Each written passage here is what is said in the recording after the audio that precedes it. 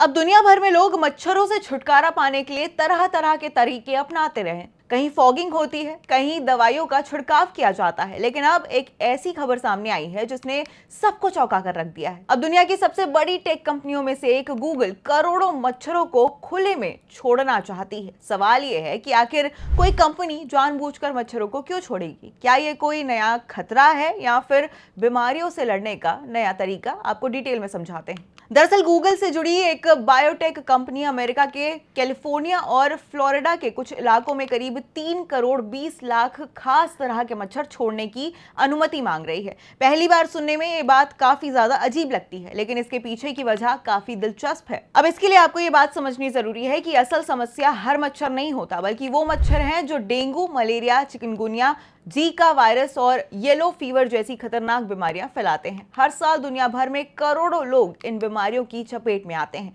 ऐसे में वैज्ञानिक अब सिर्फ मच्छरों को मारने के बजाय उनकी संख्या कम करने का नया तरीका ढूंढ रहे हैं। इस प्रोजेक्ट में जिन मच्छरों को छोड़ा जाएगा वो आम मच्छरों जैसे ही दिखेंगे, लेकिन उन्हें खास तरीके से तैयार किया जाएगा। सबसे अहम बात यह है कि ये नर मच्छर होंगे और नर मच्छर इंसानों को नहीं काटते हैं। और जब ये नर मच्छर जंगली मादा मच्छरों के साथ प्रजनन करेंगे तो उनकी ज्यादातर संतानें बड़ी नहीं हो पाएंगी। अब इसका असर ये होगा कि धीरे धीरे बीमारी फैलाने वाले मच्छरों की संख्या कम होने लगेगी। यानी मकसद मच्छरों को बढ़ाना नहीं, बल्कि लंबे समय में उनकी आबादी घटाना है। वैज्ञानिकों का कहना है कि ये तरीका कीटनाशकों के मुकाबले ज्यादा सुरक्षित हो सकता है। इसमें जहरीले केमिकल्स का इस्तेमाल नहीं करना पड़ता है और ये सीधे उसी मच्छर प्रजाति को निशाना बनाता है जो बीमारियां फैलाती हैं।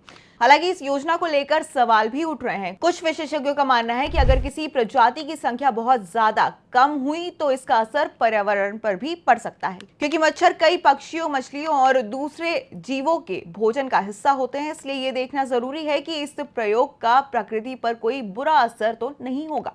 इसी वजह से अमेरिकी अधिकारी इस प्रस्ताव की बारीकी से जांच कर रहे हैं। अगर मंजूरी मिलती है तो करोड़ों मच्छरों को एक साथ नहीं छोड़ा जाएगा। ये काम अगले 2 साल में अलग अलग चरणों में किया जाएगा और हर कदम पर नजर रखी जाएगी। अब दिलचस्प बात यह है कि हाल ही में वैज्ञानिकों ने यह भी पता लगाया है कि मच्छर कुछ गंधों को पहचानना और उन्हें याद रखना सीख सकते हैं। यानी वो अपने अनुभव के हिसाब से व्यवहार बदल सकते हैं। इससे भविष्य में मच्छरों को नियंत्रित करने के और नए तरीके सामने आ सकते हैं। अगर ये प्रयोग सफल रहा तो दुनिया भर में मच्छरों से होने वाली बीमारियों से लड़ने का तरीका अब बदल सकता है।